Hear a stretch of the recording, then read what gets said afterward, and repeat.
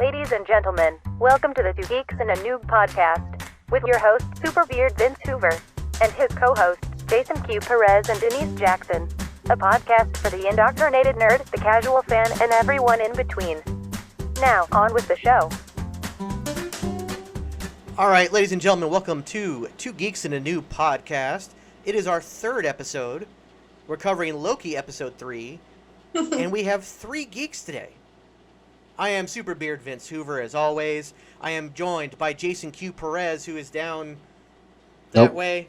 I have Denise Jackson, our noob, right here, and a very, very special guest in, wrong way, VagaBondage. Hey! Welcome. Hey, thanks for having me. For all my listeners, VagaBondage is available. You can find her on TikTok, on Instagram. She is a cosplayer and a nerd like the rest of us, and has some of the craziest yet probable theories that I've ever heard. And anybody who hasn't followed her, go back all the way to WandaVision and her WandaVision board, because it's a sight to behold. Those were the days, my friend. Yeah, those were days. Those were amazing. Vaga and I, we hang out on the Key Show after show on these shows, and we discuss a lot of things, and of course we go back and forth on TikTok, all kinds of crazy theories. And Vaga, you're kind of a specialty is bringing a little bit of science into it. And before we jump into the episode, I really would like you to dive into your hologram theory. Oh, absolutely.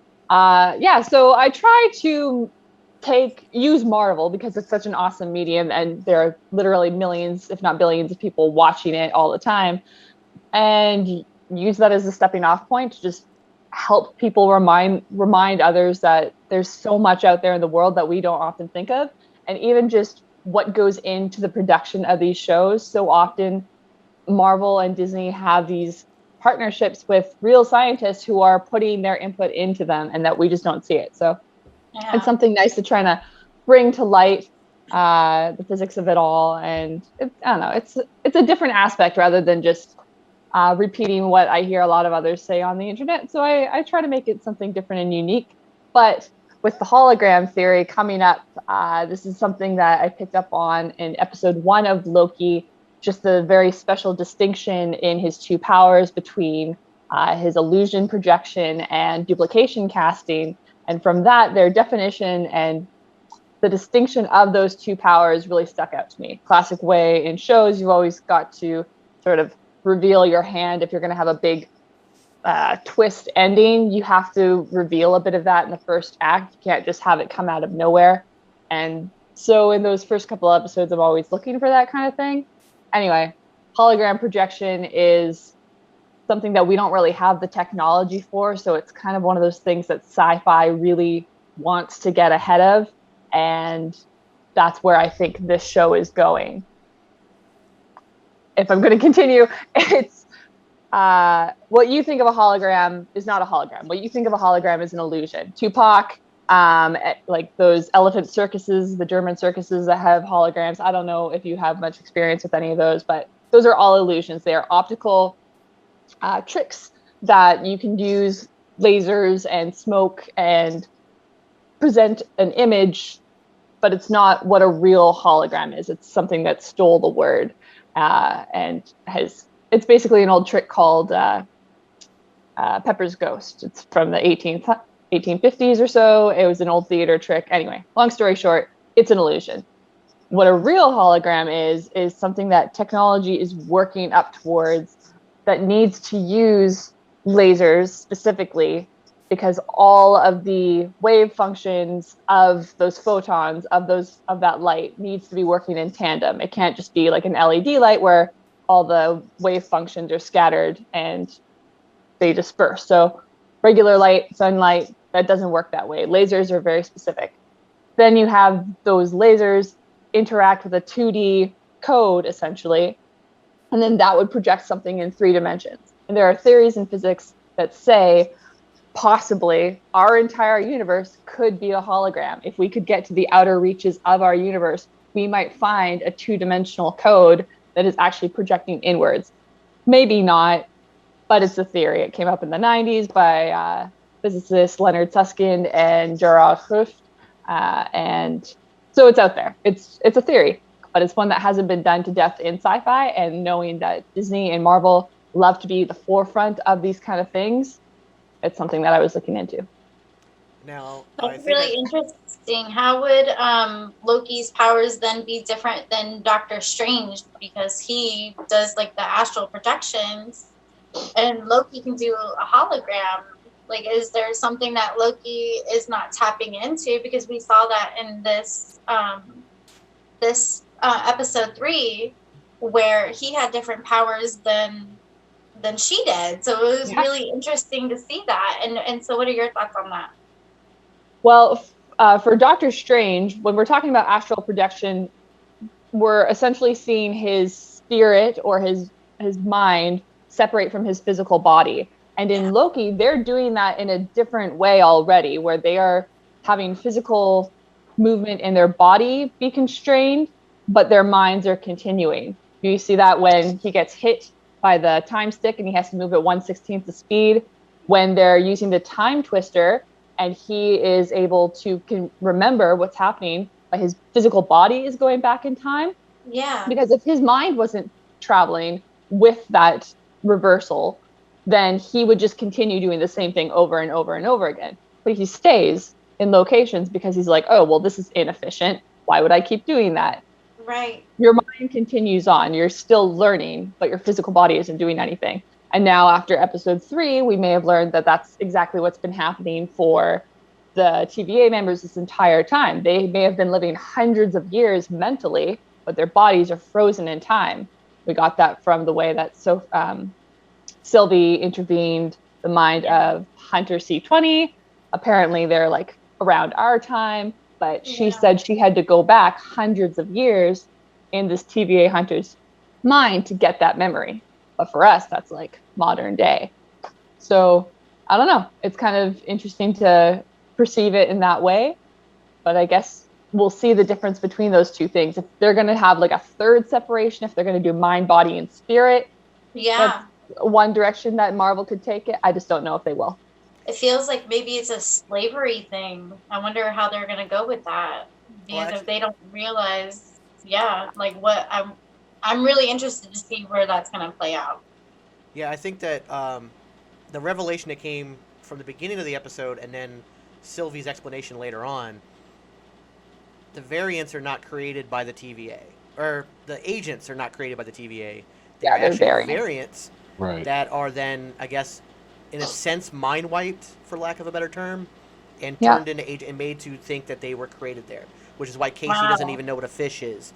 And that was where C20 in episode 2 is like, it's real, it's all real. Like, she's freaking out because her mind has been unlocked by this. But like you said, she had to go back hundreds of years, but the song playing in the background was from like 2010, I believe. 2019. 2019. Oh, so even sooner. So it's literally modern day. Yeah. So that leads to believe that C20 was a variant from the future, and we know that some of the bombs that Sylvie set off were like in 2003 or 2301 and different times like that. Right. So that's a revelation in and of itself from this episode. Q, what were your thoughts on the beginning of the episode? It was. I liked how she returned right back to the same locker room.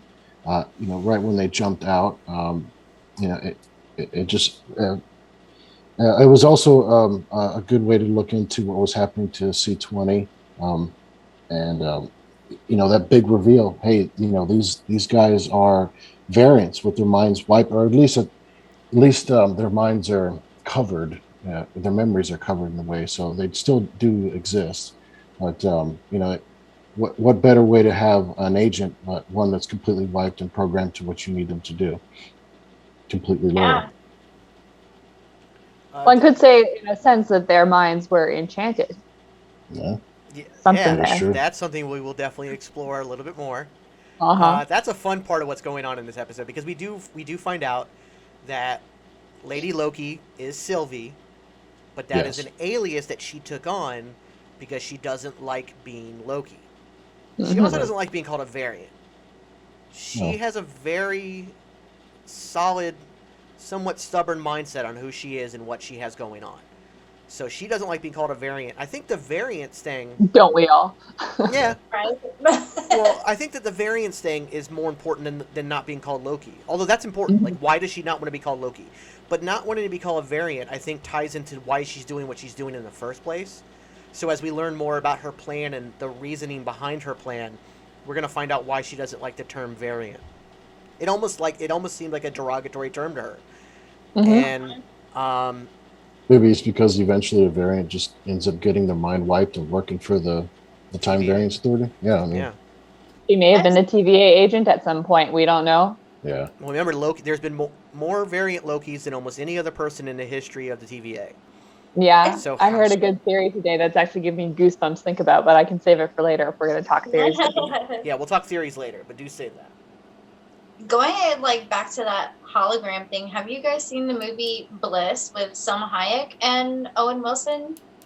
No. I still That was haven't a watched really, I'm gonna that watch was that a tonight. really good movie, and it kind of it would fall into what's going on in Loki. It's I'm not going to give it away too much. We can talk about it next episode, but it is really, really awesome, and it's really cool seeing him in this role, and you can see why they picked him to do the role that he's in now. So. Yeah, he was basically handpicked for it, from what I hear. It was, Kay Heron was just, all right, so we want you here, please. And he's been fantastic, even though he hadn't seen a Marvel movie, he didn't know anything about it, but he was all for it. I'd like to notice, we just mentioned this, but now I'm kind of wanting to dial back on it, about Sylvie being an agent and breaking free. Because she didn't know that magic didn't work in the TVA. Right. She tried to enchant the TVA agent when she got there, and she was very confused why it didn't work. Right. So I think maybe they tried to make her an agent like they're doing with Loki. Oh. But I don't think that she may have never been inside the TVA before now, or if she was, it wasn't for very long, because she didn't know that magic didn't work. Now, granted, she's self-taught, which we find out, and she's not very well versed in magic. She seems to really only be able to do a couple of spells. So maybe she just didn't try anything while she was in there the first time. But I don't think she was an agent. It is more likely that she was supposed to be eradicated, or that she had been brought in as a TVA prisoner, more than that. But she's obviously spent years, if not centuries, planning this situation where she was going to take her revenge out on the TVA. So I'm looking forward to episode 4, where we get to find out more. Well, we have heard from Tom Hiddleston himself. Yes, that episode 4 and 5 are going to be nuts. Yes. That's awesome. And unlike Paul Bettany, I don't think Tom Hiddleston is trolling us. He's too nice of a guy. Yeah. Paul Bettany's nice too. Don't get me wrong. Love that guy. But if you've seen Knight's Tale, you know he's a troll. It's very British humor to do something like that, and we Westerners just don't get it. And then we hold it against them. Okay, so this whole episode takes place on Lamentis 1, which is a moon surrounding a planet, and it's in the Kree Empire, or just outside the Kree Empire. Outside. So that's big. What now, year mining planet? 2077. 2077. Yeah. Now, the big thing here is that it disproves a lot of things that people thought from the trailer. A lot of people thought that they were going to be going to Vormir because of all the purple lighting and whatnot. But as we find out, it's actually Lamentis 1. So that does some theories, which these theories have already been debunked anyways, because a lot of them were like, oh, it's Black Widow. No. But I did like...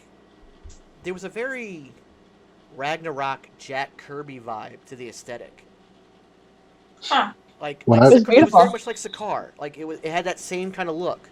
Like the outfits, the buildings, everything had that look. But it was, instead of it being bright and colorful, like you saw in Ragnarok, it was like, well, we're about to die.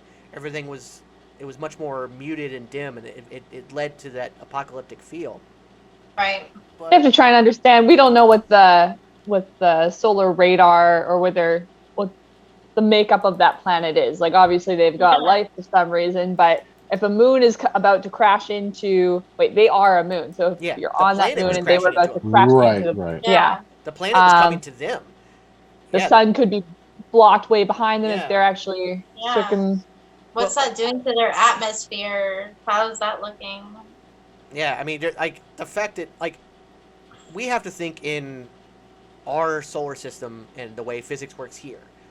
So if we had, which we don't even have an atmosphere on our moon, but if we were living on our moon and and Earth was coming towards us, long before the actual impact, we're done. Like, Right. The same as gravitational shifts alone if would the be moon came radical. crashing to Earth, we're done long before impact. It's true. But we don't know what is their relativity to a black hole. That what is their Right. relativity to their own sun? Is it a Yeah. dwarf star? There's so many things that we These don't are the know. questions that need answers, Disney. Exactly, which is why I have VagaBondage Chop, on. chop. Here. So I don't have the answers yet, Yeah. but I'll find out. Yeah, you'll definitely find out. So we start to see, for lack of a better term, a relationship form between Loki and Lady Loki here. They start to obviously they're not happy with each other at first. A mutual respect. There's There's some definitely- witty there's banter. we got witty banter. We did get the reveal, like we said earlier, that Sylvie is her alias that she took on her own. So we can kind of put a nail in the Enchantress coffin in a way, but not completely. Because I think Marvel's doing what they always do, is where they'll meld characters together. What do they call it? An Amalgamation. amalgamation, Yes. right? The fantastic run of 90s comics with Batclaw or Darkclaw and I don't speak of those. they were fantastically awful. They're like a bad B movie that you just love to watch. It's like watching the original Swamp Thing from '89. Self-taught magic, that's great. Notes. Okay. Can I ask my first noob question of the night? Yes. Yeah. Yes, please. Okay. I noticed in this episode that she had one horn missing. Like, what did I miss? Like, why did she have one horn missing? She was introduced that way, and she had both of them, and when she first came out. She didn't. No. She did not? No. When you first see her, when she pulls the hood off, she has the one missing. That's based on, I want to say it was Agent of Asgard, where we had that. Yeah, I that think Loki so. had the broken horn, and The Lady Loki. Lady Loki's almost always. I'm not super familiar with all the Loki material from the comics, but the Lady Loki I've always known has always only had one horn. Well, I know, like when he first showed up because in the comics he takes over Lady Sif's body after Ragnarok. Yeah. The first real Lady Loki has both horns, but then in the Agent of Asgard, both his male and female forms, because he fluidly changes through the forms. Mm-hmm. And this is where but that one has a broken horn, and I think I haven't read it in so long. I believe it was meant to represent like a broken version of Loki. Like it was meant because this Loki, he's like, no, I'm not going to be evil. I'm going to work for he's younger. It starts as kid Loki, and he's like, I'm going to work to be good. He's like, I don't want to be evil. This is stupid. Those other versions of me suck. So, in the end, great noob question, Denise, because even the experts don't know. Exactly. I wouldn't call myself an expert. I'm more of like a. None of us are experts. Let's be real. Let's be real are here. Experts. They're not here to answer the question. But I will say that I feel like Marvel offered an answer in the episode itself, where we saw her style of combat, where she actually utilized her crown as a weapon. So theoretically, we could say it may have gotten caught in another fight, and she had to. Well, yes, because she didn't have it on like for the rest of the episode. Like, so did it get stuck in that last person that she used it on? Because where did it go? Maybe, yeah. It was very Linda Carter Wonder Woman, throwing a tiara kind of thing, but in a much more badass way. Yeah. Suck it, Sailor Scouts. Yeah. Oh yeah. Sailor Scouts. All right. We got another great Thor callback. Oh, okay. When he's drinking and he slams the glass down and yells for another. But before that, a very important set of dialogue happened. A very important set of dialogue. Where Sylvie and Loki are talking, and she asks about, well, you're a prince of Asgard. Were there any princesses around? Yes. Or maybe another prince? Maybe another prince. Confirming, I had my other... Yes. Confirming Loki's bisexuality, which, for me, not only does that make sense, I feel it's very much like the Lando from the Solo movie. They're not on Earth. No. They don't live by the strict gender rules that we've established in our own society. They just love whoever they want to love. And that's how it should be. And the fact that the lighting, and we talked about this on the Geeks show. Yeah, we did. Will you please dive further into that? Big old bi flag. I'm wearing the wrong shirt. I had my bi flag shirt on earlier. It's celebrating on Twitter today. Vaga, will you dive further into the lighting for me? Oh, the bi flag was right there in the color theory. In color theory, I'm not a huge cinematographer fan, so these things often go over my head. But I do follow a creator who puts focus on these things about how these lightings are selectively chosen to emphasize a mood of every scene. That happens all the time, but it's information that we as humans and as viewers, we don't even realize we're absorbing when they use these colors and the emotions that they're trying to invoke in us. But in this scene, very particularly, they did a fantastic job of having that completely represented, that moment specifically, with the bi flag and lighting of the magenta, pink, purple, and blue throughout the scene. And I found out that our director, Kate Herron, is also bisexual. And so it was a really big thing for her to make sure that this moment happened and it was done well in the show. Yay! That's amazing. Celebrating today. Now, Q and I both went to Full Sail University, originally called Full Sail Real World Education. Yeah. And I remember going into it, getting my film production degree, that lighting to me was, this is the worst class. I'm not going to enjoy it. It's stupid. Just turn the light on, point the camera. Really, the biggest problem is really just learning the basics of the physics of electricity and how to calculate it, which they forced me through that in mechanics school. So I have a better understanding of it now. That's why it was such a pain in the ass. We got a lot of creative students who trying to make them like electricians in 2 weeks. That's not really. Well, for me, that lighting class ended up being my most favorite class of all my classes. Part of it was I had a great instructor. He's actually one of the co-founders of Dark Castle Entertainment. He also worked on the Muppet Christmas Carol and Muppets in Space. But when I learned more about the way that lighting affects a scene, I've paid so much more attention to that ever since then. That was 2001. So over the last 20 years, I've been able to see that kind of stuff. So that really did stick out to me. But I was worried about bringing it up during the after show because I thought, is my technical side showing? Is this something that nobody else caught? And when somebody else brought it up, I was so happy that people were even like the casual fan were noticing. It's like, hey, those are the colors of the bi flag. That is awesome. They are really just the colors in themselves hold their own frequencies. Yes. Like they can do a lot to your body. They all like match different frequencies, and so it's all like very proportionate of what color is chosen. So those are just the ones we can see. Yeah. There's so much out there. I love frequencies and colors. I'm all into that. That kind of ties back to the whole hologram storyline that I was planning on. If you go into my TikToks, you'll see one video where I try to line it up very specifically, but you'll see, if you remember back to the Miss Minutes video where there's all these squiggly multiverses kind of like rebounding against each other with like little lightning sparks between them. Basically, in my mind, what I see is incoherent wave frequencies, basically, that are not lining up. And then when they created the multiverse, they made those wave frequencies coherent because it's not just a straight line, it is a moving band of light that is going through the timekeeper's hands. Now, we still don't know if the timekeepers exist. I don't think they do.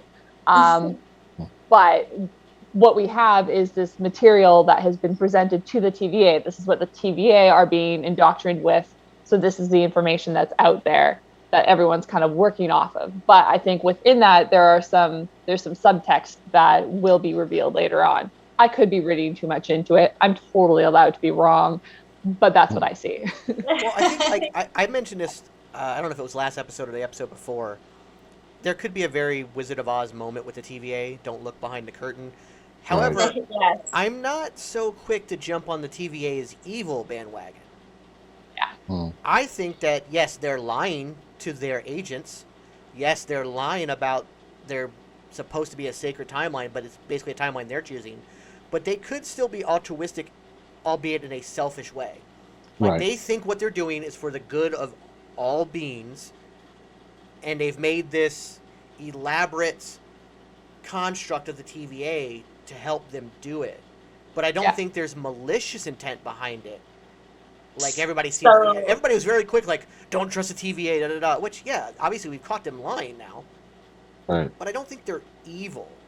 And I also don't think it's Kang. And I'm going to die on that hill. It is not Kang. Kang is not it's a little the too Timekeepers. soon. I've seen so much, and it's... You can say the same thing about Thanos too, though. Like, no, Thanos was an idiot. Choices. No, okay, let's go there. All right, let's do this. Thanos was an idiot. If you thought that there was not enough resources for the population, you either A, double the resources, or B, when you eliminate half the population, you don't eliminate half the resources too, because he also eliminated half the vegetation and half the animal life. Maybe that so it didn't make a difference. But maybe it didn't have anything to do with the planet, because you could essentially decrease the population, but the planet can only give what the planet can give, and so you have to do that snap to wipe out the people that are utilizing the resources. But there's half the resources now. So you still have the same problem. It didn't take away half of vegetation. It took away half of life. So the birds and the plants. If people were vegan, they'd be fine. All right. Well, no, I'm not a vegan. The way it was described, but right before Endgame, and it was it Kevin Feige or was it Chris McFeely? That half of all humanoid life throughout the galaxy. Intelligent life, I believe, was the. But also half of, which is why we see the birds flying back. Yeah, the birds come back. But it was also half of vegetation, because they lived by the thought that because plants are also a life form, because they can make sound, they can communicate, so they are also a life form. So at least in I believe it was the writers. I don't think it was Kevin Feige. It was the writers, but they said it was also half of vegetation. Well, yeah, because they are essentially living. That's why I think. Yeah, it's like so every time you pull a flower, like you pluck a flower, it screams. Like they scream in pain. Like, and they communicate through their roots. There's all kinds of stuff. Vegans are just as much monsters as people who eat meat. And I lost a guy on that hill. Yeah, I agree. I 100% agree. Trees. I talk to my tree every day. There's a tree right beside me. His name is Tessie, and we have conversations. Yes. But it also helps. I have 2 plants. I talk to them. They flirt with each other. You know this gross. very well with your greenhouse. Yes, baby. You have to. You. It is scientifically proven. They even did a scientific experiment with children in middle school to get them to see how bad bullying was. Like, they did 2 different plants, and they had them go up and like say horrible things. Oh, you're ugly, whatever. You know, horrible things is one plant, and that's all they did. You're the wrong shade of green. Water, everything, took care of it the same way. But then the other plant, you said nothing but nice things to it. But that's just how emotions work. Like, God, like when you walk up to somebody, if somebody's nice or angry, like, you can totally tell. It's just, there's a lot of energy and emotions. Yes. We're definitely getting off the Marvel topic, but that's I go on for days about, like, I read this thing called Brilliant. Well, that's just so you know, Vaga, there's no. Well, that's what you get for having a science nerd on here. If first of all, we all go on tangents all the time. Denise has to round us in all the time. I do. But there's we're not talking just Loki. If other stuff comes up, I'm more than happy to talk about it. We can go at links in any direction. I don't care, because it's not just Loki we're talking about. Can I have my next noob question then to bring us back in? Yes, go for it. Okay, so do all the Lokis have the same power then? Because my question would be, going where they were trying to escape the apocalypse and the tower was falling, and Loki did that and stopped it from falling.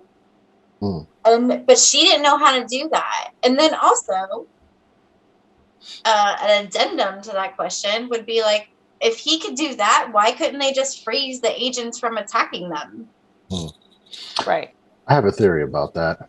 Go for it, Q. Well, when Loki was fiddling through the drawer of the time stones, he was picking up one of the time stones, and we don't see him putting it back.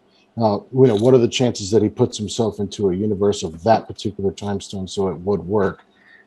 It's a crapshoot. But I watched that scene 3 times, and I tried like hell to see if any of the smoke or dust was going in a reverse, from one backwards to the other. I couldn't really see anything like that. Yeah. But so I don't know, it's 50-50. It's either Loki is a badass that way or he used the time stone. But the other thing that I want to say that I didn't see any green aura coming from his hand or anything of that nature. That doesn't mean he wasn't, he's not using it in his magical sense where you can't see it.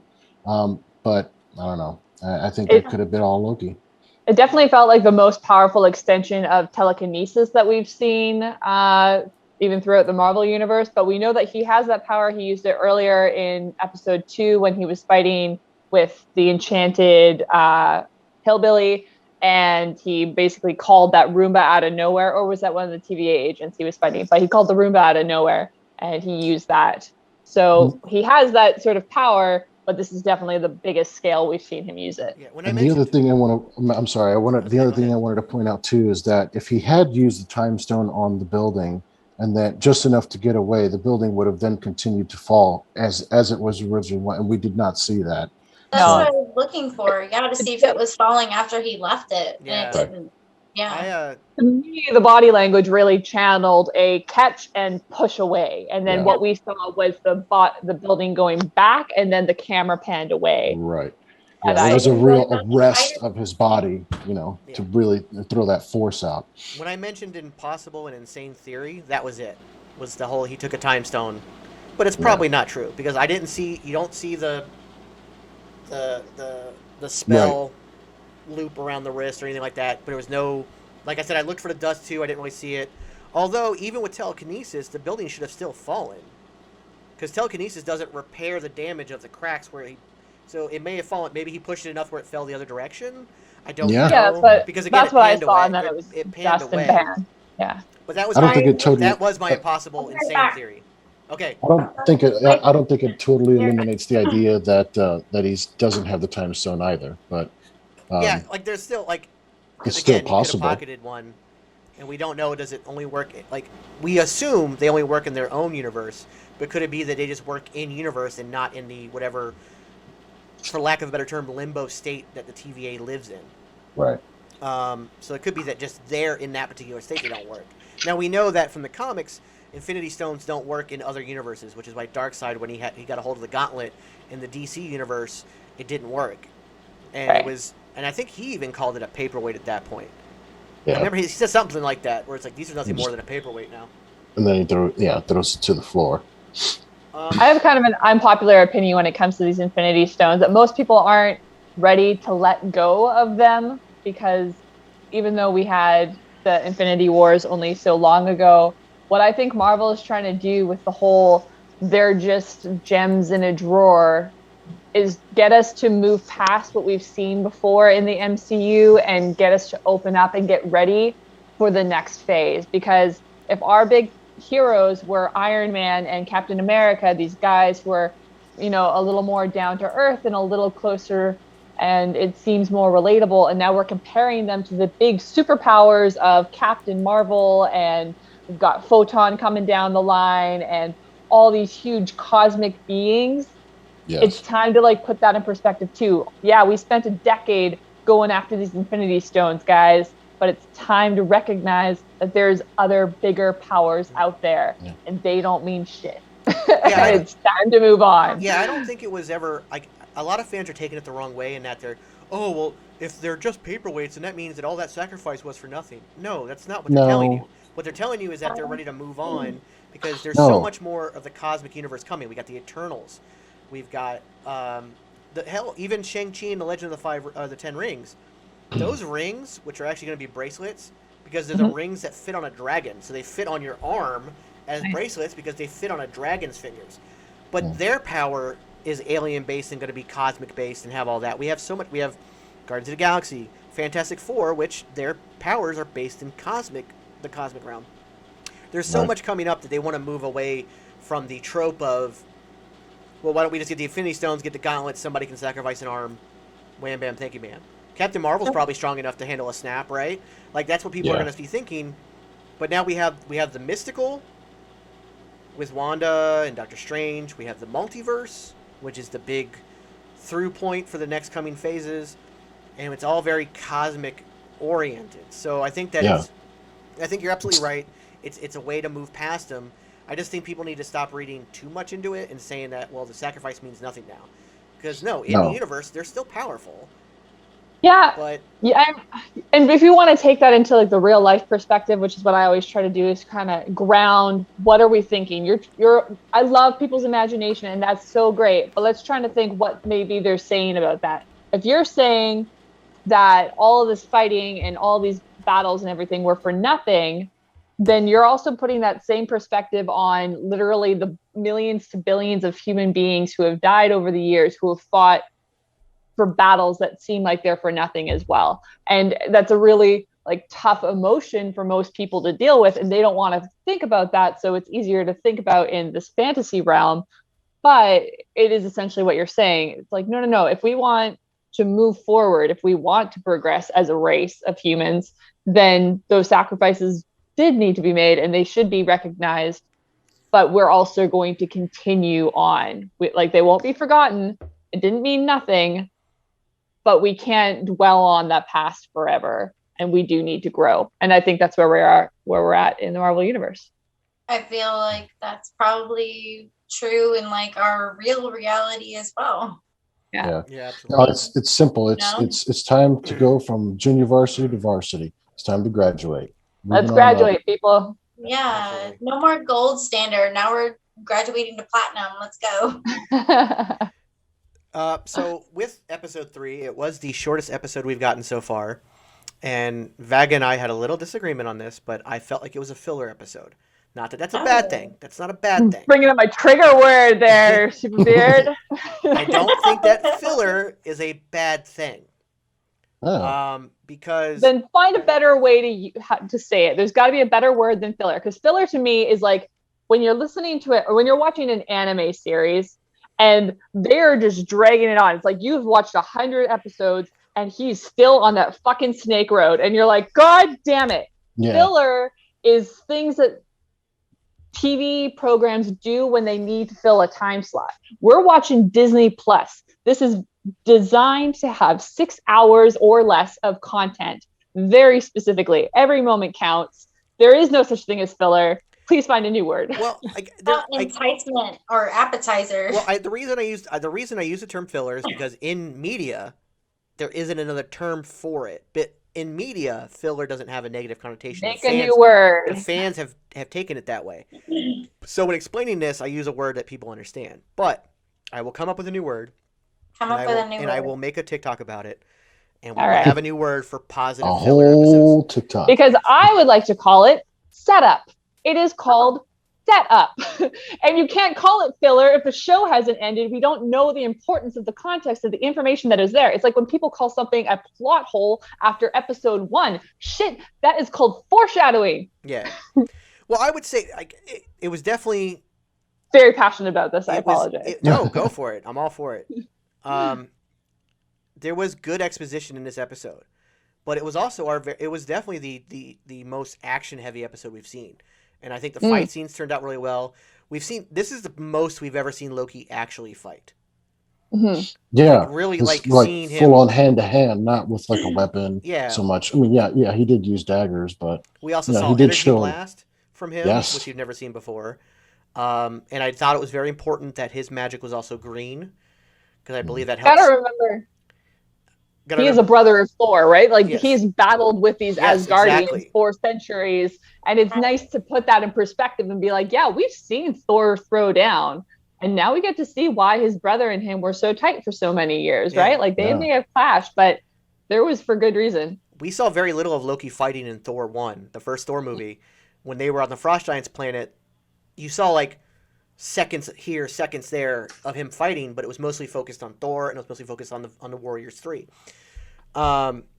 Seeing him fight and mix in magic with his hand to hand, using his daggers, I thought was really interesting and I think necessary for the character as far as growth. Because even though over the 10 years he was in the MCU, there was obviously character growth that we saw towards the end up until Infinity War.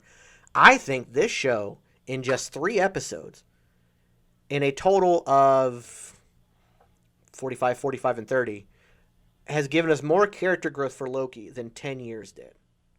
Right.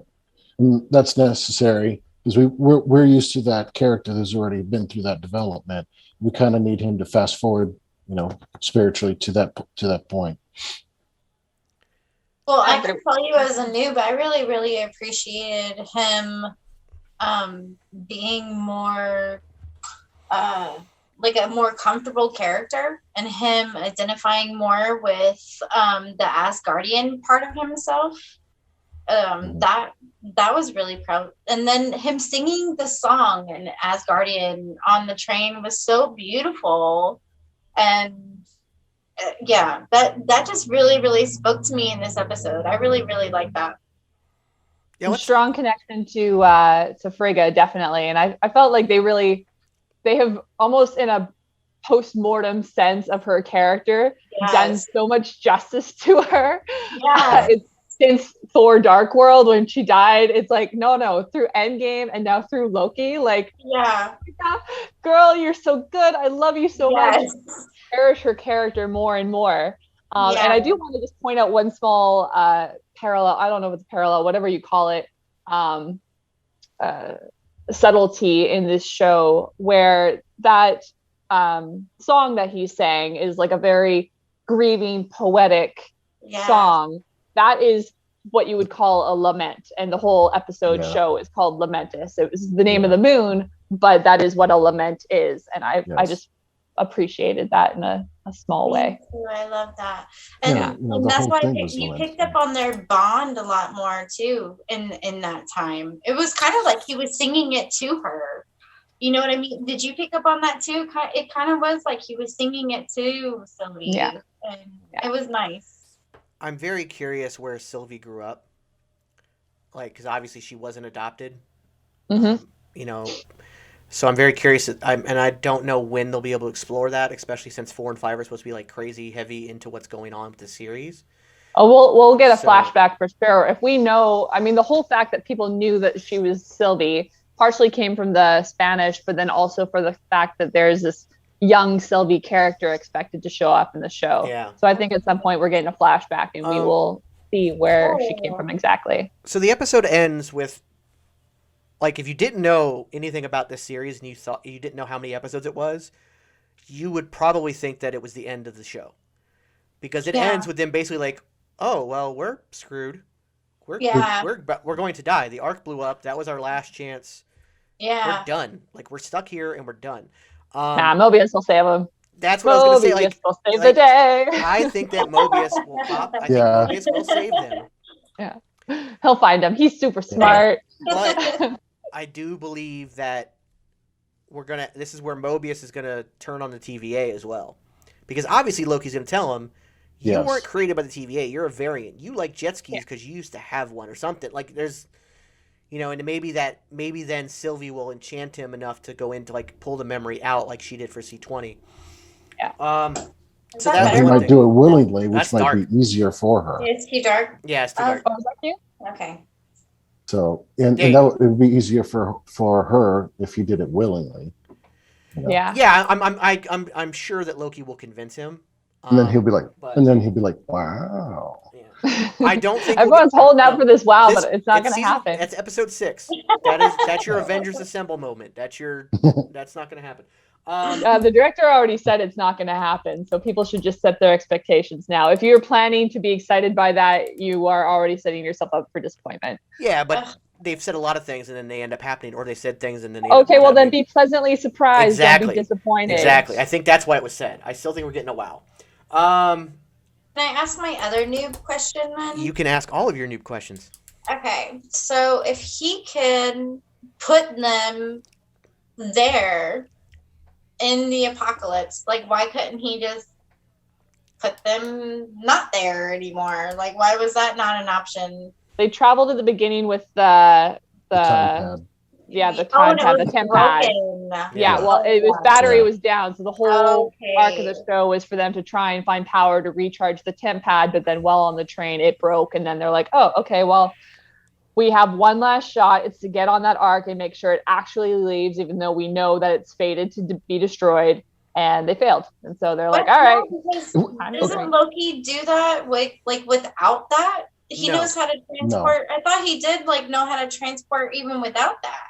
No. Yeah, when he has the Tesseract. He either has had the Tesseract or Yeah. Odin himself And that's has had to summon, a bunch of dark matter, as he said before, to get him to go somewhere. And that's just with the Odin force, Yeah, that's traveling through space. They're traveling through space time with the telepad. Or time was it telepad or time pad? Tempad. Tempad, yeah. Apple's latest. I'd like to bring up a very important point that came out from the episode that nobody's talking about. Sylvie dated Stan Lee. Yeah. She mentioned She sarcastically. She mentions dating a postman and it not working out.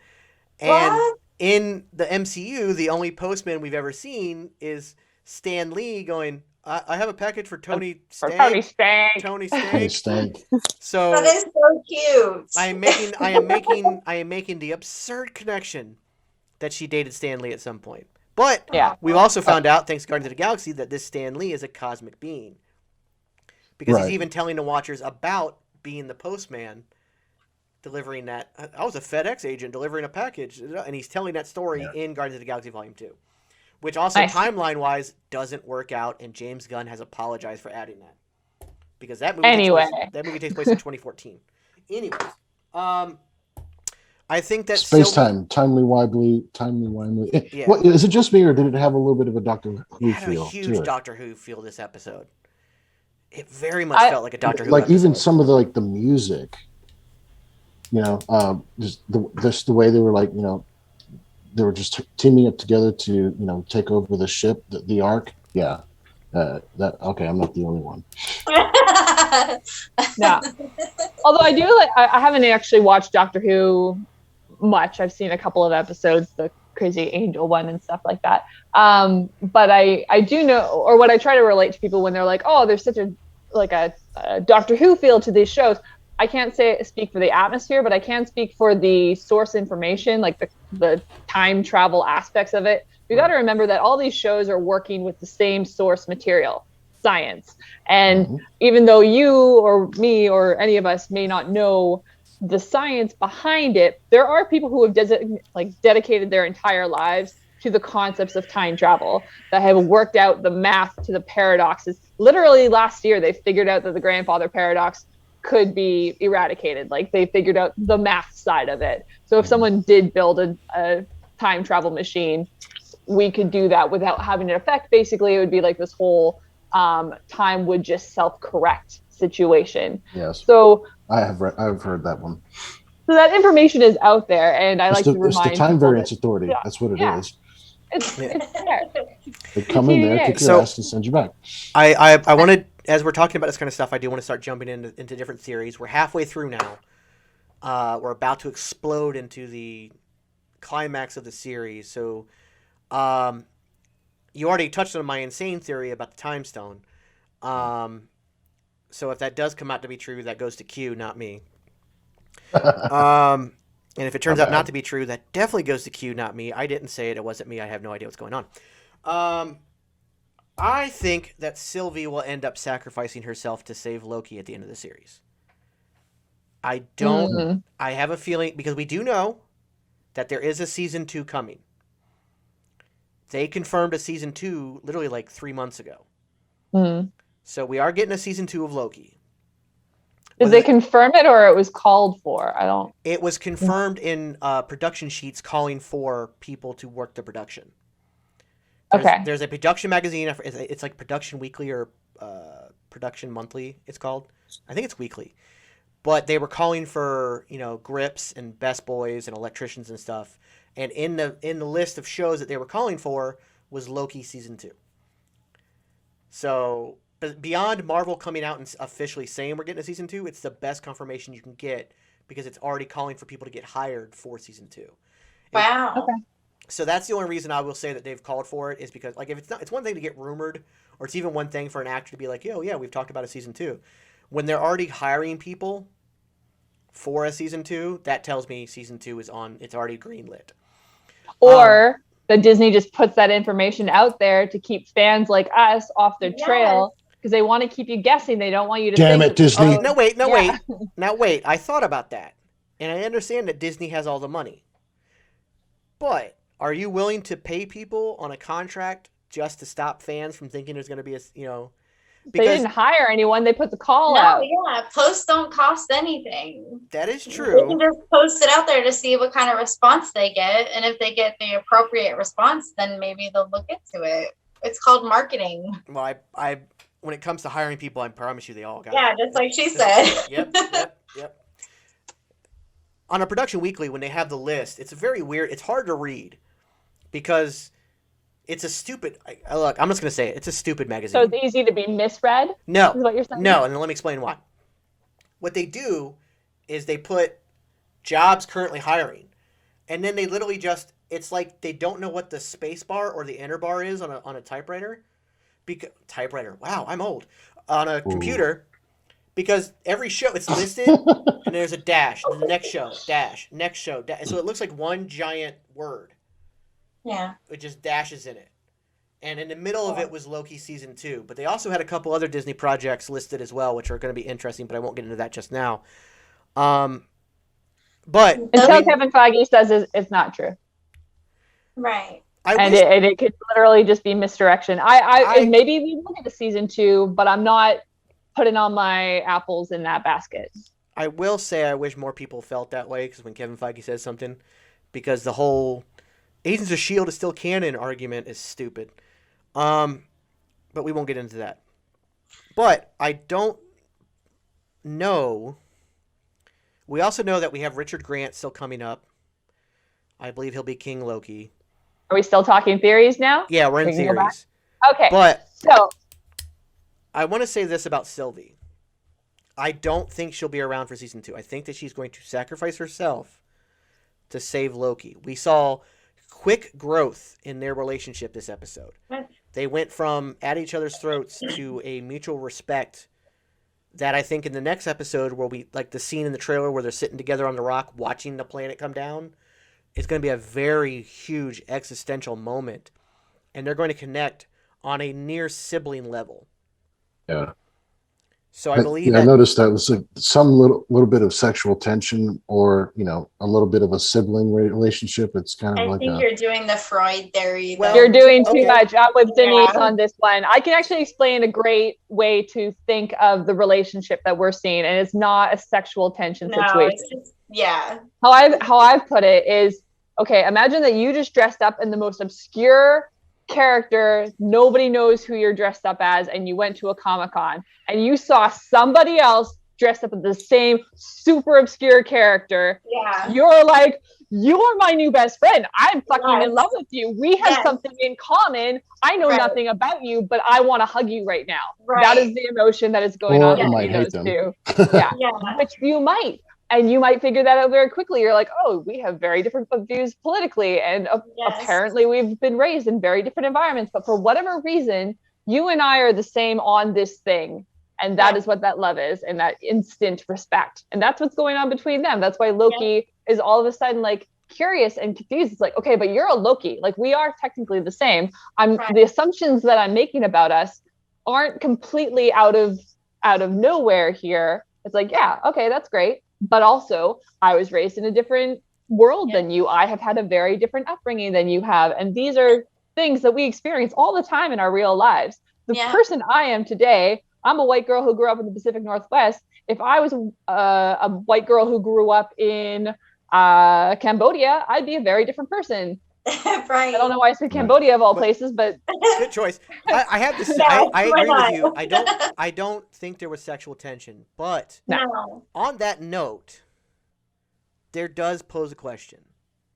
If there ended up being sexual tension, is it incest or is it masturbation?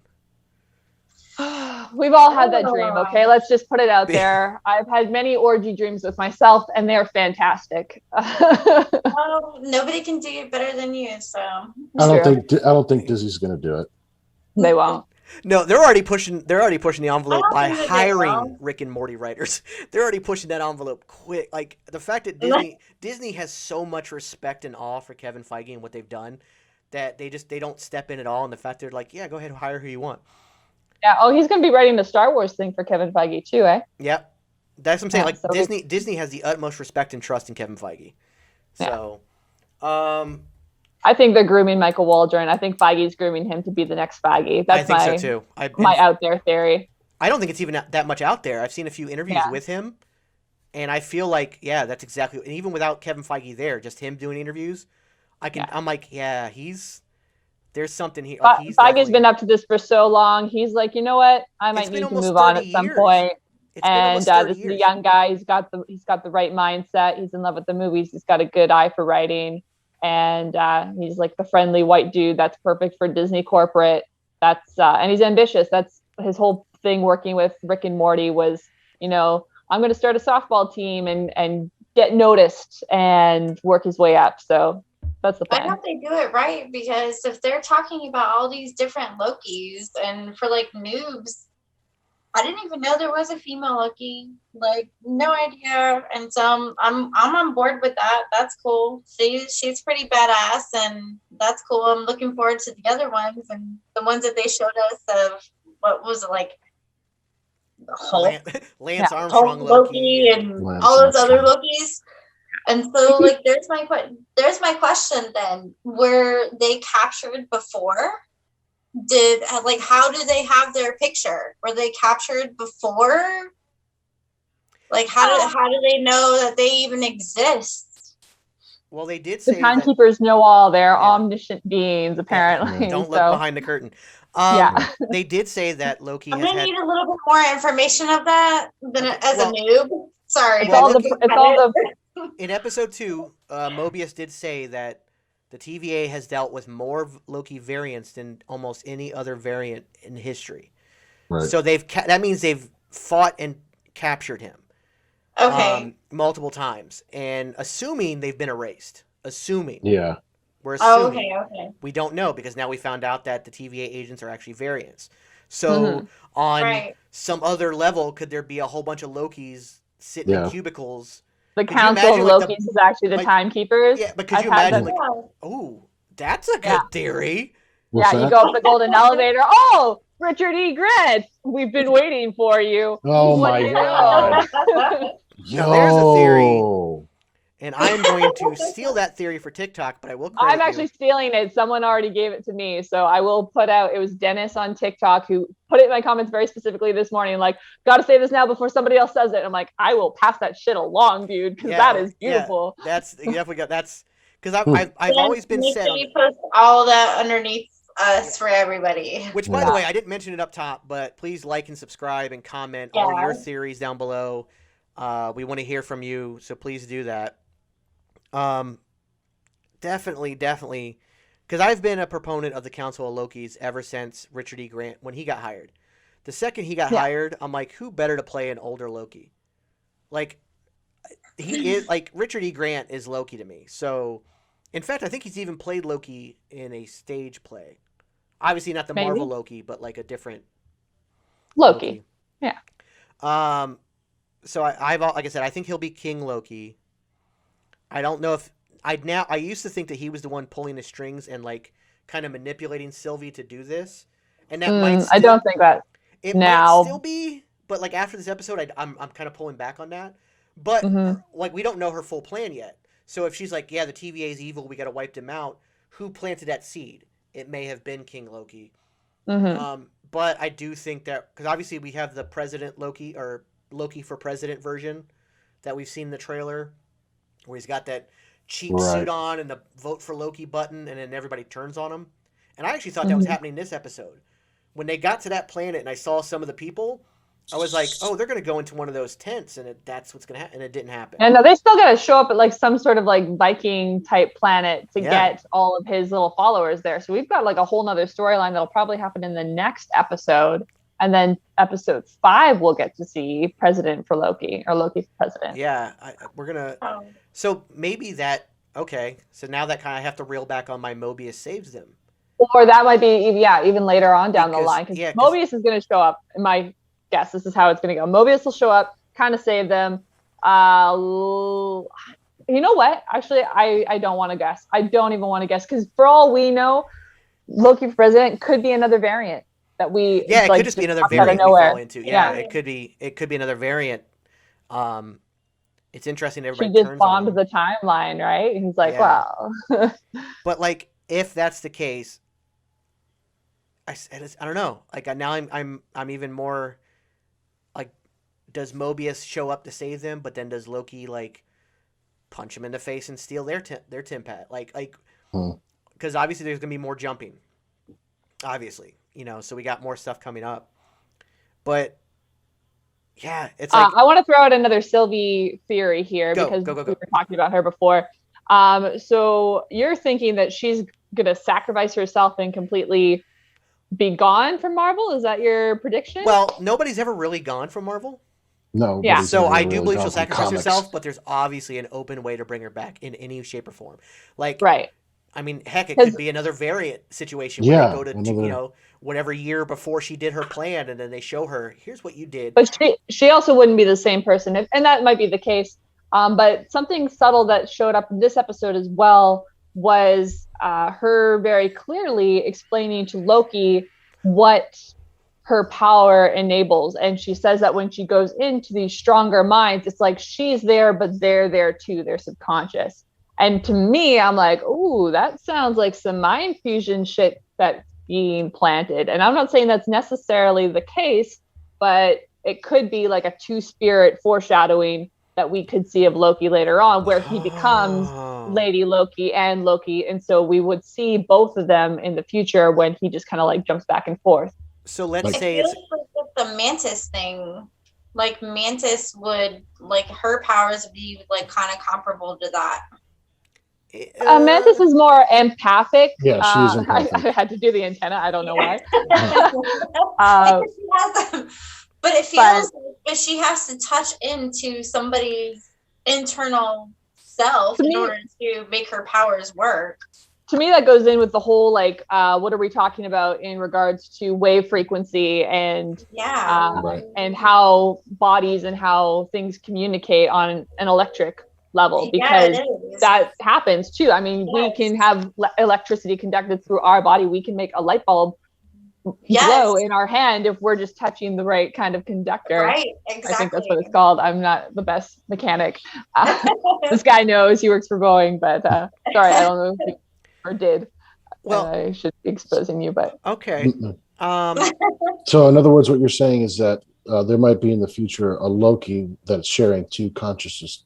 Consciousness, yes, and as somebody who frequently changes their physical body, they could just two stars playing the same person. Well, so I guess I would equate this to, and I'm probably going to get backlash from toxic fans, to The Last Skywalker, when Kylo Ren sacrifices himself to save Rey. There's a theory that the reason we don't see Kylo Ren's Force Ghost in the end is because he's actually still inside Rey. Like, part of their dyad is the fact that he is now a part of her consciousness, even though his body is dead. So I don't need the hate mail from the Star Wars fans, so I'm just gonna not. I'll take it. I don't care. I will eat up and spit out toxic fans all day long. I don't care. I wouldn't. Every comment will be followed with specifically to that. What was that character? There was a show that actually had a two-spirit character that it was one of the CW shows. It was kind of cheesy, where they went back and forth. It was like a young. Well, Firestorm. Firestorm. There was a young girl and an older dude. The Star Trek. Star Trek did that. Star Trek's got that. Okay, but there was another show more recently. Deep Space Nine. Oh. So if you know the answer to this question, please post it in the comments. Yeah. I need you to post it in the comments because I cannot think to save my life. I know exactly what you're talking about too. And then moving on, somebody can help us out and we'll talk about it next time. Was it in Legion? It wasn't in Legion, was it? No, but that's a lot of similar stuff happened in Legion. That was a crazy show. That was a good. But show. that's not. But that's like there was similar things that happened, but not quite like that in Legion. Okay. But yeah, I can definitely see like in her sacrifice, he like she's dying in his arms, and he allows her to like join his mind, or it's not like she like because he obviously fought her. We've also seen her fight her off because she went to enchant him, and he was just like, "What are you doing?" He's like, "What are you doing? Stop it! This is annoying." Like, so we know that he can fight her off, but that, like you said, laying the groundwork, planting the seeds early on. Right. Could that be the seed of now I won't fight her off? She can foreshadowing. Exactly. So anyway, that's one of those out there. Shut up. So that's one of those out there theories that I'm like, all right, if they're planning on keeping her around, but they're not going to keep them separate characters, they want to make sure that Loki and Lady Loki are always kind of going to be united, then that's one way that they could do it. Absolutely. Yeah, that's actually that. Yeah, I think that. Like I said, I do believe she'll sacrifice herself. She doesn't necessarily mean she'll be gone, but that's actually a good way to keep her around. Because it does sound like she is going to be around later on. From what I saw in interviews in their media tour, Tom was introducing her to the MCU, but it sounded like she was going to be around for a while. So I do hope that Mobius is around longer than this show too. I think he's got a very Jimmy Woo kind of vibe. And when I say Jimmy Woo kind of vibe, unfortunately, Denise has not watched WandaVision. So she doesn't know what I'm talking about when I... Still? Yeah, I know. Well, in all fairness, she's very busy right now. She's very busy right now. I'm very busy right now. I'm sorry. She is very busy right now. But... Very busy. So I give her the benefit of the doubt there. So I know why she hasn't watched it yet. Thank you. But you do have that homework assignment. I know you didn't watch the Eternals trailer either. Oh my God. Why are you calling me out like that? Because I'm going to call you out every episode on that trailer until you watch it. All right. Well, it's become part of the show. The thing is like, I feel like Jimmy Woo, he was already a kind of a cool character in the Ant-Man and the Wasp. But he was just a cool side character that I was like, oh, that was cool, but nobody really cared about. But then in WandaVision, Jimmy Woo very quickly became a fan favorite. Mm-hmm. And you will love Jimmy Woo, Denise. It's worth watching WandaVision. Yeah, especially it's fantastic. If you're liking Loki, you will also love WandaVision. I know. And I'm just going to speak for other people. Like, for real. That business card reveal. I love Lucy. Like, I loved it. But then, like, I don't know, just brought in like other stuff and it just totally lost my interest. And I'm like, okay, I have other stuff to do. Yeah, she only got one episode in, and I can I can understand that. Like, I understand where you're coming from. A lot of people had a hard time getting past that first episode because it was so different too. It was so different than what Marvel had done. But we kind of got another character like that in Falcon and the Winter Soldier with Torres. Yeah, Torres, although didn't garner as much love as Jimmy Woo did, Torres is an actual hero. You obviously weren't over on Teen Girl TikTok because they were all about Torres. No, I absolutely was not on Teen Girl TikTok. Not recently. I thought that went without saying. God. But he is actually the Falcon. He becomes the Falcon when Sam Wilson becomes Captain America in the comics. So there's precedent for him to continue. And also they laid that seed by him getting the old wingsuit, and he'll eventually fix it. I think that Mobius is that same character here. I think also that, Judge Renslayer, but in a different form.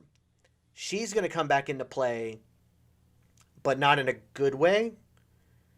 Not as a beloved character, but as she's the seed that plants the king, the seed for Quantum Mania. That connection, that connection is not there on accident. It's not there as a fun Easter egg. It's there on purpose.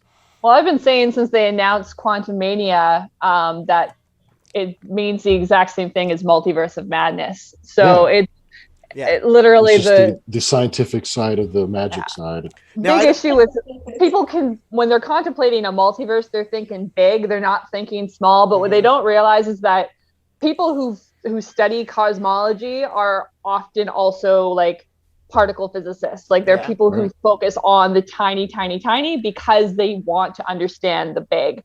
And that is something that whatever people in our just average size world seem to be having a real difficult time to figure out, but it does pertain to Loki as well, and the fact that we're talking about the fabric of existence here, and that is time and space, or space-time, as Albert Einstein likes to call it. So it's not something that's science fiction-y, it's literally science. It's there, it's real. So Yes. Well, I think this is something I brought up last week, and I think it's been all over TikTok ever since.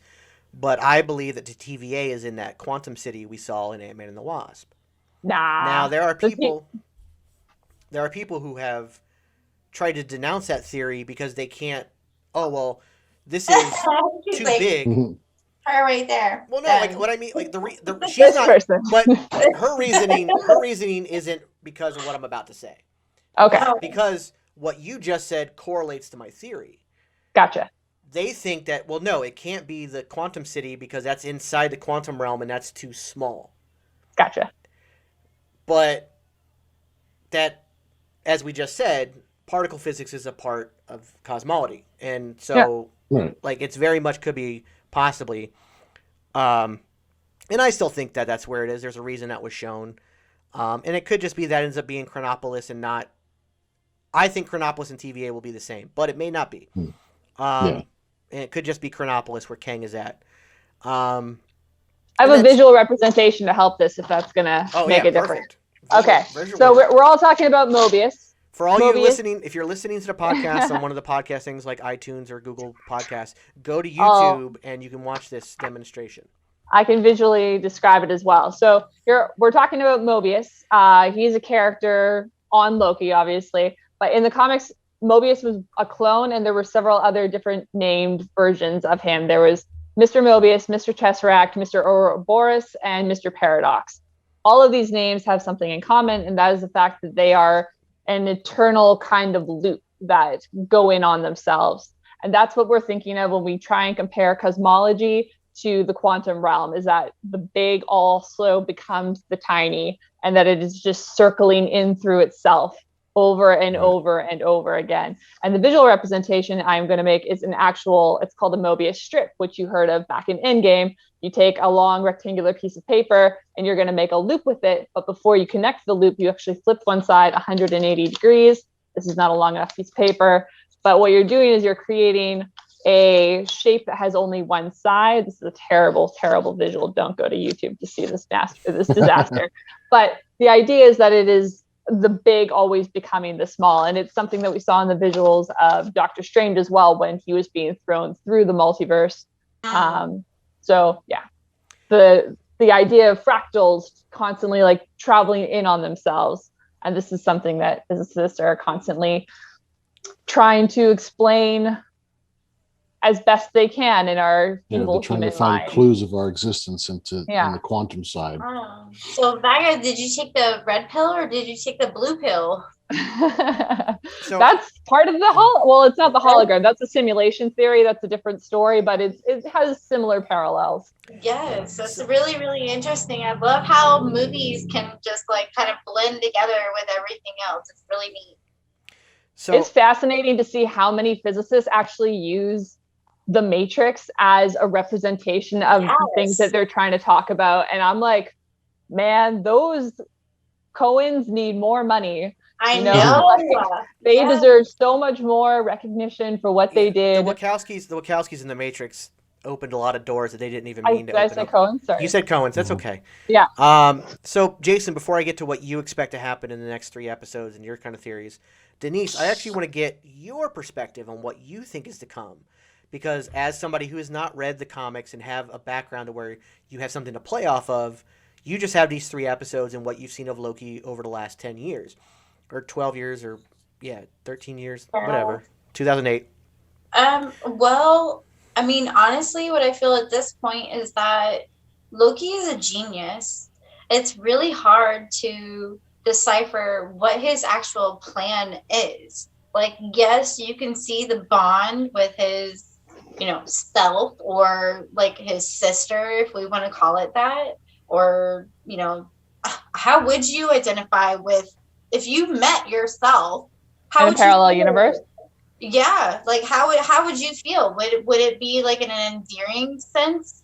Obviously, it would be like kind of like, oh, I don't know. Well, Would it be weird if I made a plan for that? Oh, I'm going to What say is that it? I already don't Wait, like myself. Before you guys answer that, I have a question about it. Okay. What are your assumptions in this circumstance? Is your parallel version a mirror version of you that has lived in like this antimatter world? Let me give my idea. Going back to the idea of frequencies, and to me, what I think about parallel universes is whichever ones are nearest to mine where I'm at right now is just simply out of phase from me, and the one next to that is just a little bit more out of phase, in relative to me. That is, it's like the dials of your radio on your car. Yes. You got 1 point. It's 105.7, 105.8. 105. Okay, and you keep listening to that station that was at 107 at 0.7, you can still hear it at 1.8 at 0.8, but it's a little bit faint and out of. Okay, so it's almost identical, just a little bit different, and the further away you have the differences. So that's my take on parallels. Mm-hmm. Well, I'm just gonna say I already don't like myself that much. I don't know if I want to meet. We like you, Vince. I don't know if I want to meet another version of me, especially if they've had a better life. I don't think we need another version of you. You No! do enough for like three of four of you. No. We're good. I mean, you of all people know we don't need another version of me, so yeah, we don't need any more of me around. I remember growing up, I loved the movie Time Cop. That's a terrible film, but it's yes, so it good. is. It's so good. It is perfect Jean-Claude Van Damme. Yes, it is. But in that version, which is not parallel universes but time jumping, that if you touched yourself, it created a paradox in a sense, and you completely just it's weird collapsing on yourself. Yeah, you collapse in on yourself in this weird like amorphous blob until you just both of you in a very painful way too. Well, speaking to that, what about the movie Looper with like Bruce Willis? Well, that was actually where I was going. Yeah. So like, that's a really good movie to reference then in that regard, because would you kill yourself or would you try to, and it would be the same thing as this episode. Like, you know that is yourself. Yeah, I'd shoot myself. So what do you do? Do you help yourselves escape and try to figure it out? Like, what do you do? I'm taking the $50,000 and shooting myself. It's my future self. I'm fine. She does have a plan, though. Like, she for real has a plan. So I'm looking forward to the next episode. Yeah, well, that's the thing. Is like that's what I'm saying. So growing up, I thought that you couldn't even intermingle with yourself, but then you get to like say Looper, where it's a little bit different. Now we have Loki, which is a completely different take on meeting yourself. Right. And so if I was to meet a variant of myself, I don't think of it like my thoughts on parallel universes now. It's for a visual example. I think of what was it called? There's an animated DC movie where they meet the crime syndicate. They go the Justice League fights the evil version of themselves.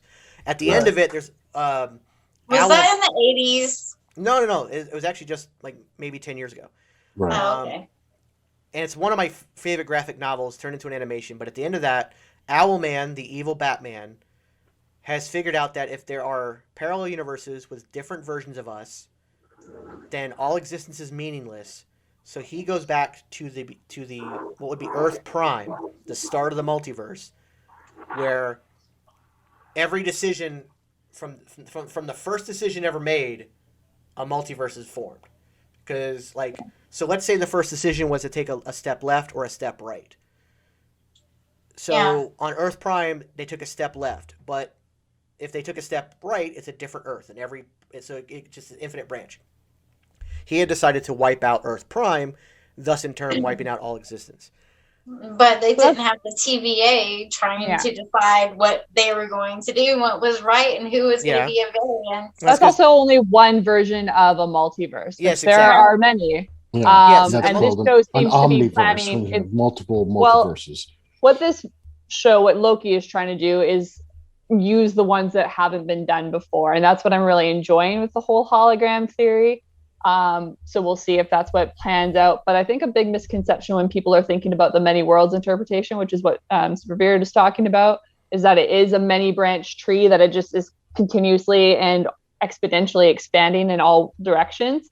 But what should be perceived instead is a rope, where you have all of these tiny little fibers that do split off, but there are other ones that come in and self-correct. And so it is this continuous long rope where no matter what happens, if you had like a little fraying branch at some point, that would eventually be overtaken by the rest of the ropes, and it would continue on no matter what you do. And that's basically where the whole loopers scenario and like the ones where you touch yourself or the time cop idea, where those ideas disappear because those paradoxes don't exist in the self-correcting representation of a many branch tree, i.e. a rope. Well, I have another thought on the whole situation of like a multiverse, and it comes from the movie Arrival with Amy Adams and Jeremy Renner. The aliens that come to Earth are fifth dimensional beings, and they see time not as a straight line, but they see time in a loop. Everything is circular. So it's like Dr. Manhattan, where he can see the past, the present, and the future all at the same time. It's the same thing we're saying when we say the cosmic and the tiny are the same thing. Yeah. Time and space are the same. So you're just saying it in a time sense. Yeah. But I'm speaking overall. So that's what I'm saying. So that movie focused on time. Yeah. But bringing it back to actual science, it's time and space. So yeah. I would like for Loki to actually go into that a little bit. And I think that could be why we're talking about, well, I'd like to see all the files in the beginning of time. Oh, those are classified. I'd like to see all the files on the end of time. Oh, those are classified too. Because there are no beginning and end of time. It is circular. Well, that was the thing too, is that the TVA, those agents who all thought they were created there, they've been fed that lie too, that there is an end.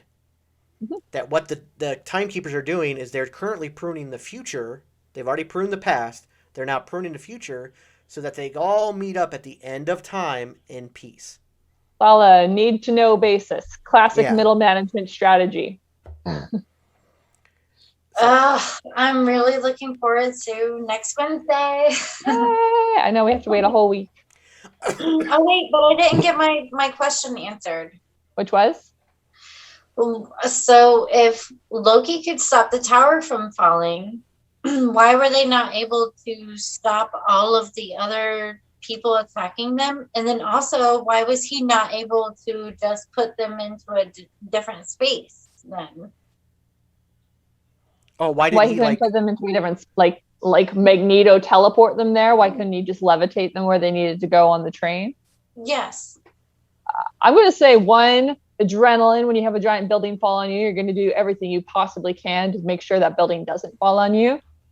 That's not a power that we regularly see him use. So, kind of reserve your chaos in a sense, Witcher. And two, actually, I don't know if there's a two. That's the one. I just think. Well, there's another one too. Like if she's a Loki as well, do they have the same powers? Because she couldn't do fireworks in her hands. Like, do they all have the same powers, or no, they live different lives? So different branches. Okay. He was taught magic, so they have the ability to do magic, but how that manifests, like every human being, theoretically, has the ability to run a mile. But if I don't train to run a mile, I'm not going to be able to run a mile. Some people are really good at running many, many miles. So I'm not good at running at all. Yeah. I hate well, it doesn't matter how many every Loki has their own. They essentially have like the ground basis of Loki powers, but they all have their own different. Is that accurate? The possibility is infinite. Yeah. Okay. Well, as it is explained as they're sitting there, Loki's adopted mother Frigga taught him magic, which is why he can do the fireworks and turning people into frogs. Which, by the way, the frog is a nice reference to when Thor was actually a frog. When Thor was actually a frog, but she says that she was self-taught. Right. So that's why she can only do a very limited amount of enchanting as they say. Which I think the word enchanting, I believe that to be an Easter egg and a stab at fans. I still feel like it's more, I wouldn't call it a stab, is more of a nod.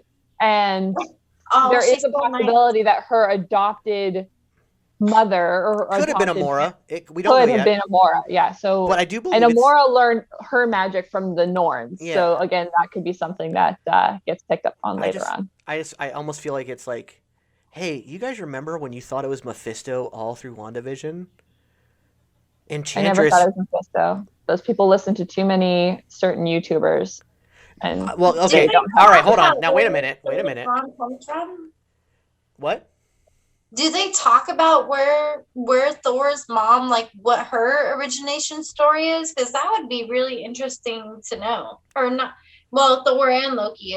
Frigga learned from the witches. That's all you really know. Yeah, that's all they don't go into great detail. Witches, and there's nothing else about that. It's her. Like the only background you can get on Frigga is the Norse mythology background. Right.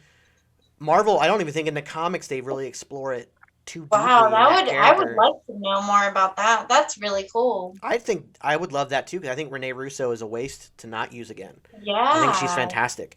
But like, as far crap, I had a thought. My thought went away. Brain shut down. Yay. But no, the Mephisto thing. The reason that I think that Mephisto, there were some people who listened to too many YouTubers, but I think that the main thing is that when the production officially was announced way back before the pandemic, that the announcement of the children, and of course people who are comic book fans who know the story, that the kids are tied directly to Mephisto, I think is what bred that theory. Yeah. And then so that's him. And that's where that came from originally. But then you had YouTube channels who swore they were like the living embodiment of "We Got This Covered," which is one of the worst clickbait rumor mongering websites in the world and the bane of my existence. Those kind of sites and those kind of YouTubers just ran with it and said they had proof when they didn't. And unfortunately, the casual fan ran with that. I do think they fell victim to it. That's where we can be a little meaner in our verbiage. I think they fell victim to someone else's. I wouldn't even call it malicious intent, but it was something that was being used for their own self-purpose. It was clout chasing. They're feeding their ego and unnecessary. I consider it an irresponsible thing to do as someone who does enjoy the community aspect of the Marvel fandom, and I just feel like it takes advantage of people in their weakness, and I just don't feel like that's something that most humans should do, and people need to take a personal responsibility in that regard. Yes. So with all things, take all of our words with grains of salt. We're just talking about theories here, and we're trying to have a fun conversation about the possibilities. And we're grateful to do this because without it we wouldn't have this kind of fun. We wouldn't have this time to throw in. That's what this is all about. Well, that's why I wanted to we're friends from like high school. Yeah. So it's really cool just getting together once a week and talking about stuff that makes us happy. So and that's the reason I used the word theories when we got to this part of the conversation, because they're just theories. They're things that we're postulating, and people would take theories a little bit too far on the toxic side of things. I have become somewhat of a toxic fan crusader on TikTok now. I think it's your beard. It must be your beard. They're like so hating on the beard. Well, no, I for lack of a better term, I put people in their place. Like there's so many people out there that are just clout chasing and wanting, they're like, oh look, I have millions of fans. Let me just put any rumor out there and these people will believe it blindly. Anyway, who cares, Vince? Let's talk about better things. Well, no, the point is that, like Vaga said, take everything we've said as far as theories go with a grain of salt. Because we're not the showrunners. No. We don't work for Marvel. That you know of. I have to go. No, we don't work for Marvel. We're just fans. We would love to. That would be amazing. Hey, hit us up. Marvel, if you're listening. If you are listening. We have some good stuff. Wrapping up this episode and the future of the MCU as a whole, we have so much coming up. We have this series wrapping up, this series is absolutely the catalyst for everything moving forward. Kevin Feige has stated this is the most important series to the entirety of the MCU's future. So obviously, and we've seen it. The signs are there. This kicks off the multiverse. They've basically slapped us in the face with it. With, Miss Minutes, the multiverse of madness. She's flat out told us, we've got Black Widow coming up in July. Shang-Chi coming up in August. Eternals in November. We've got What If sometime this summer. I believe it's going to be August. I don't think we're going to get it till August. We've got Miss Marvel coming up by the end of the year. We've got Hawkeye coming up either the end of the year or the first of next year. But, we're getting so much on the Marvel side of things here coming up that it's really exciting. And it's, as much as this last year has sucked not having anything, it's a great time to be a Marvel fan right now. So let's move beyond Loki for just a second. I think that it's a good time to go back, and what I have done is watch movies now that we've been doing this, and it's gotten me into a dissective kind of mentality. I've been going back and watching movies before, and then the city where Ant-Man went back in there, and what you were talking about earlier. You see the city? I never saw that before. Chronopolis. Yeah. Yes, I never saw that before. It's nuts. It's if you go back now that you've watched all these other movies and you really pay attention, there's questions that pop into your head. Me as a noob, hello, call me out. But for real, you just things pop into your head you have questions about now. We have to remember that just watching a movie. Yeah. The creators of these movies are just as big, if not bigger, nerds than we are. We're here analyzing it. They're literally living their dreams, getting to make and write it, and they are putting everything that they know about themselves into it, and then some. And they're pouring their souls into it. I do want to give a special call out for this Loki episode 3 to Bisha Ali, who was in the Loki's writer room. She wrote this specific episode.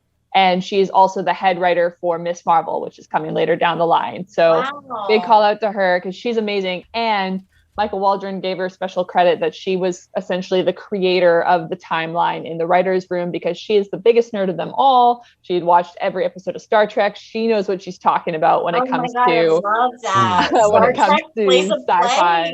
Yeah, so she was definitely an important asset to the whole Marvel team. So just special call out for her. Yeah. That's amazing.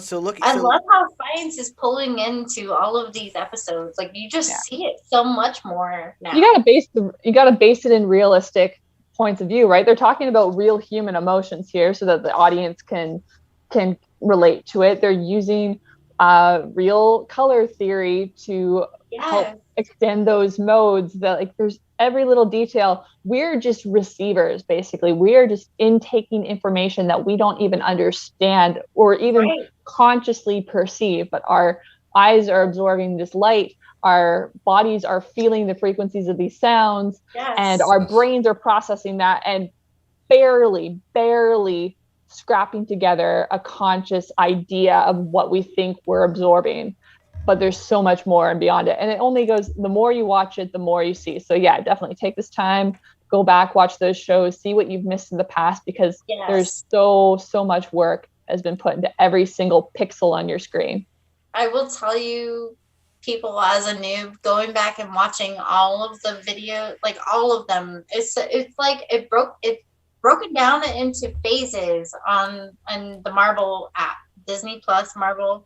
Was phase 1, phase 2, I didn't even know what that means, but it really does help in going back and watching them and then watching them in sequences, and it's just wow, and everything builds together, and just it helps you understand where we're at now. So yeah, go back and watch it and take notes. It's a lot of fun. So on that note, like I said, as we wrap up, I do want to talk about the future of the MCU, at least what we can maybe not expect, but what we have an idea might be coming. We're seeing an explosive expanse to the universe in the multiverse. We have, like I said, Doctor Strange coming up. We have Black Widow, which actually even though it's a prequel, has major implications to the future of the MCU. Also, there's Spider-Man No Way Home. Yes. Yeah. There's some big things. So we'll go around the circle clockwise. So we'll start with Vaga. Just some things that you might expect to come up, or something you're looking forward to, or something you'd like to see. Well, things that we know we're going to see are the character Val and sort of the expenditure of I don't like using the word villain, but the antagonist side of what the MCU is going to be developing. We know that she's going to be in Black Widow. That was originally supposed to be her big reveal. So I think that might be something that we're expecting for the setup of the future of the MCU, because she's already been introduced now in Falcon and Winter Soldier. So we're going to see Countess Valentina again later down the line. So that'll be fun to see what sort of antagonistic aspect they have planned for later. I also think that the magics are really going to come together. We're going to have the idea of chaos magic meeting the eldritch magic, or that's Doctor Strange's magic. And both of these kind of have to do with like the fabrics of the universe and their manipulation. And that's also what Loki is doing in a sense. Marvel has always, in the comic books, been really careful to try and separate all these different things, mutant powers, and make sure that each one of them makes sense in a way. But honestly, if you think about it, like the more you think about Magneto's powers, for example, and his ability to manipulate the electromagnetic force, like technically he's doing the same thing that Pulsar is doing, but they're just doing it with different finesse. So if we're talking about the ability to manipulate the matter of the universe, like the Eternals can manipulate atoms, it's like, what are atoms when you're on a quantum scale? Okay, so like those are cosmic sizes when you're down at negative or 10 to the negative 35th millimeter. I can't remember what the Planck scale actually measures, but anyway, so yeah, I think it's just about remembering for everyone out there that every thing that you want to argue the semantics over, really it's all just the same shit. That's my takeaway. Quickly, Denise, you went dark again for some reason. Oh, there you go. Okay. I was like really into what she was saying. That's what happened. It was weird. All right, Q, what do you have? What do you think we're gonna be seeing coming up? I agree with Vaga in that we're going to see a lot of parallels with science and the magic, maybe even explaining each other.